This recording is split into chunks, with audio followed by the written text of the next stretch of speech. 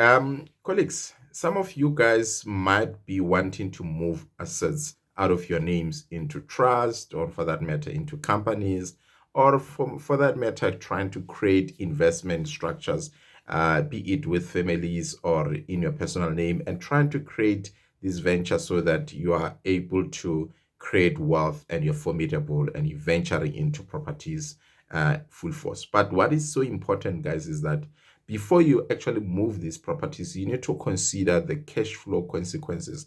And the cash flow consequences that are applicable normally when we're doing property transfer from your personal names into companies or trust has to do with tax implications, guys. It's very important to understand what your tax implications are. You don't just move assets, there's going to be tax implications, right? You also need to understand the legal side of things to say there will be consequence of legal side.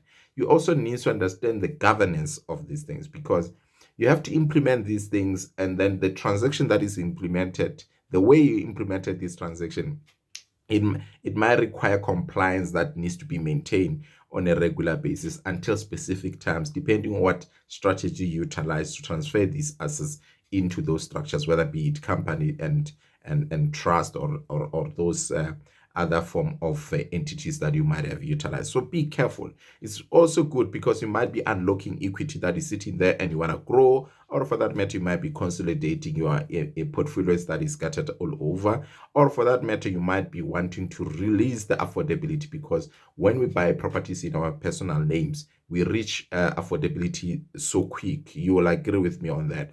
Therefore, by us moving the assets into a new structure, we free ourselves from equity. Then we free ourselves from the bonds and affordability. Therefore, the debts and the bonds, they are now sitting in the company. So those are some of the reasons why people then will then move assets from their names into the structures. And for that matter, other people are creating continuity to create business so that should they pass on, this business can actually continue to run. But it's so important to do cash flow analysis of when you're moving these assets. And people like us, we can assist with that. We analyze the transactions, we analyze the tax implications of that, and then we tell you these are recommended solutions, this is the recommended way you can actually transfer these assets into the new structure, whether be it a trust or a company. So yes, you can consult with us. Good luck.